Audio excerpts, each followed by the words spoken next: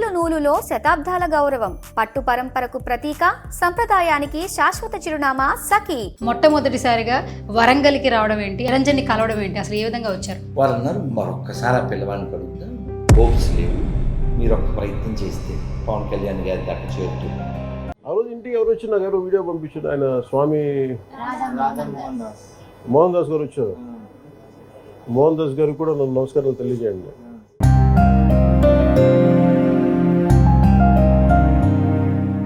రెండు కిడ్నీలు పోయాయని చెప్తున్నారు. ఇప్పుడు అతనికి 18 సంవత్సరాల వయసు అంటున్నారు, కానీ అతను చాలా చిన్నగానే కనిపిస్తున్నాడు. నేను వెళ్ళాను కదా, కనుక్కున్నారా అసలు ఎప్పటి నుంచి తన బాడీ అట్లాగే లేదు ఎదుగుదల? ఆ సిస్టమ్ ఇంకా ఎన్లార్జ్ కాదు, ఇంకా అక్కడితో అయిపోయింది.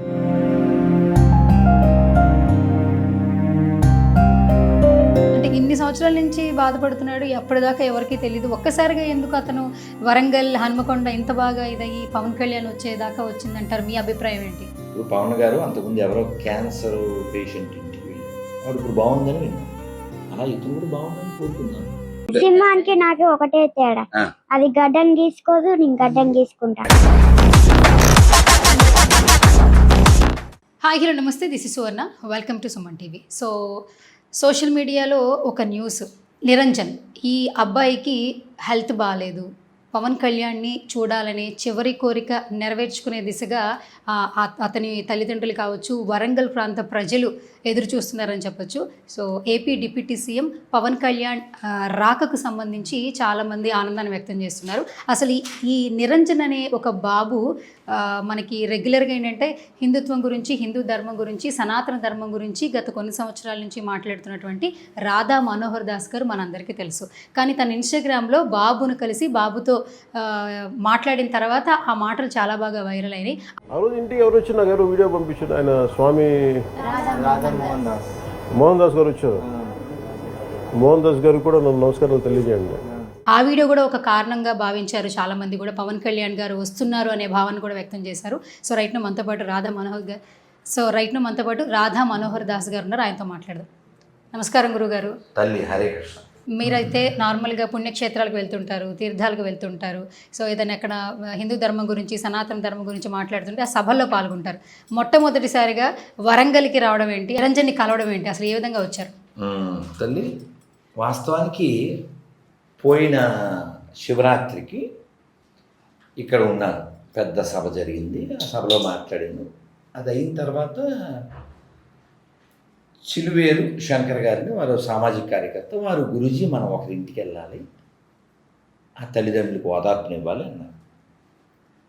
వెళ్దామన్నాను. ఆ వెళ్ళిన అబ్బాయి అయితే నేను మళ్ళీ ఇక్కడ రేపు 28 మన కాలేజీ కళాక్షేత్రంలో మా సంస్థ అభహిందూ సేన యొక్క వార్షికోత్సవం, ఆ కార్యక్రమం మీద ఇక్కడికి వచ్చా. వారు అన్నారు, మరొక్కసారి ఆ పిల్లవాడిని కలుగుతాం, హోప్స్ లేవు, మీరు ఒక్క ప్రయత్నం చేస్తే పవన్ కళ్యాణ్ గారి దాకా చేరుతుంది అన్నారు. సంతోషం. ఒక ప్రాణి, ఒక జీవి, ఒక పిల్లవాడు ఆనందం పొందడం కంటే ఏం కావాలి? వెళ్ళాను. నిజంగా ఇందాక నువ్వు అన్నట్లుగా అది చాలామందికి చేరడం, అది ఆ ప్రభావం పవన్ కళ్యాణ్ దాకా వెళ్ళడం మంచిదైంది. ఇప్పుడు ఆ పిల్లవాడిని కలవడానికి ఆయన కాసేపట్లో వెళ్తారని తెలిసింది. చాలా సంతోషం. ఆల్మోస్ట్ ఆయన వచ్చారు, కలిశారు, మాట్లాడారు. పవన్ కళ్యాణ్ గారు వచ్చారు, ఒక 40 to 50 నిమిషాలు వాళ్ళతో కుటుంబంతో మాట్లాడారు. ఇప్పుడు ఇక్కడే హనుమాన్ టెంపుల్ ఉందంట, ఆ టెంపుల్కి కూడా పేరెంట్స్ని తీసుకెళ్ళడం జరిగింది. ఆర్థికంగా కొంత సహాయంగా ఉంటామని చెప్పి వాళ్ళకి హామీ కూడా ఇచ్చారని వింటూ ఉన్నాం. యాక్చువల్లీ ఎట్లా అనిపిస్తుంది అసలు? ఫస్ట్ ఆఫ్ ఆల్ పోలండి, ఇప్పుడు వాళ్ళు చాలా అప్పులు తిప్పలతో ఉన్నారు. నేను శంకర్ గారు మా ఇందాక ఫోన్లో అనుకున్నది అదే, చాలా ఇబ్బందులు పడుతున్నారు, ఆడపిల్ల అవుతుంది. కాబట్టి పవన్ కళ్యాణ్ గారు ఎటు ఇచ్చే చెయ్యది, కాబట్టి వాళ్ళ కుటుంబం కాస్త తెరిపిన పడితే అంతకంటే మనకి ఏం కావాలి?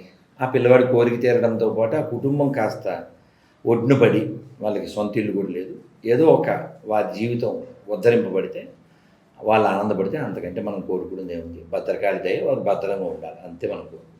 గురుగారు, మీరు డైరెక్ట్గా పిల్లవాడితో మాట్లాడారు. బేసిక్గా చాలా యాక్టివ్గా ఉన్నాడు.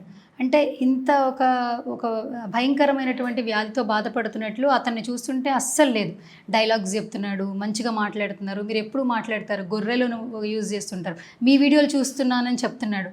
ఫస్ట్ అట్లా ఆ పిల్లవాడితో మాట్లాడుతున్నప్పుడు ఆ మానసిక స్థితి చూసినప్పుడు మీ మనసుకి ఏమనిపించింది? అసలు నువ్వు చెప్పిందేనా, వాడికి అసలు అలా mentally not at all sick. మానసికంగా వాడు సిక్కు కాదురా, ఫిజికల్గా సిక్. తప్పదు కదా, దాన్ని యాక్సెప్ట్ చేసాం.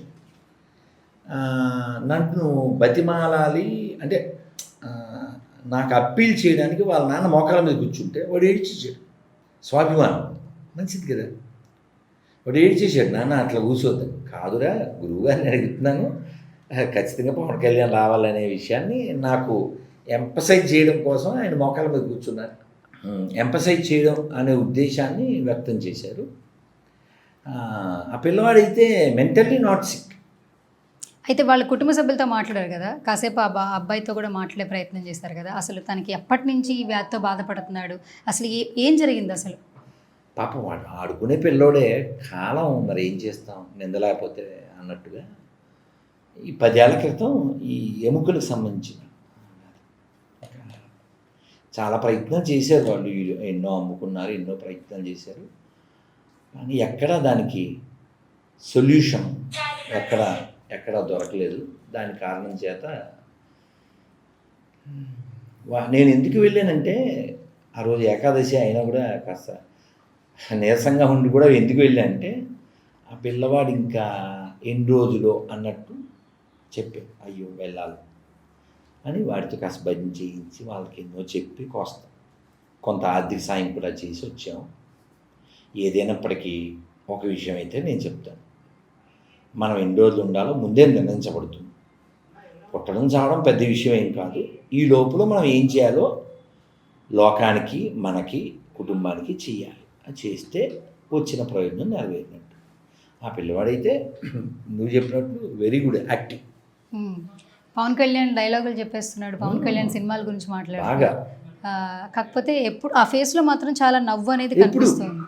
ఏమనిపించింది గురూజీ అసలు? ఎందుకంటే కొద్ది రోజుల్లో ఇంకా అంటే అతను భూమి మీద ఉండడు, లేదా చాలా ఇలాంటి స్టేజ్లో ఒక భయానకమైనటువంటి సిచ్యువేషన్స్ ఫేస్ చేస్తున్నాడు, ప్రపంచాన్ని అసలు ఏమీ చూడలేదు అని మీకు అనిపించింది? ఎందుకంటే బ్రెయిన్ యాక్టివ్గా ఉంది, బాడీ మాత్రమే యాక్టివ్ లేదు. మీకేమనిపించింది? ఆ పిల్లవాడు పాజిటివ్గా ఉన్నాడు నాన్న, వాడు పాజిటివ్గా ఉన్నాడు. వాళ్ళ అమ్మ నాన్నకి ఎలాగా, అమ్మకి అది గుండె కోత తప్పదు, కానీ ఆ పిల్లవాడు చాలా పాజిటివ్ మెంటాలిటీ ఉన్నాడు. వాడికి చాలా మాటలు చెప్పాను, భజన చేయించాను. వెళ్ళగానే మెల్లో నేను శివరాత్రికి ఇచ్చాను కదా, మెల్లో ఆ లాకెట్ అదే ఉంది, మంత్రం చెప్పు అన్న.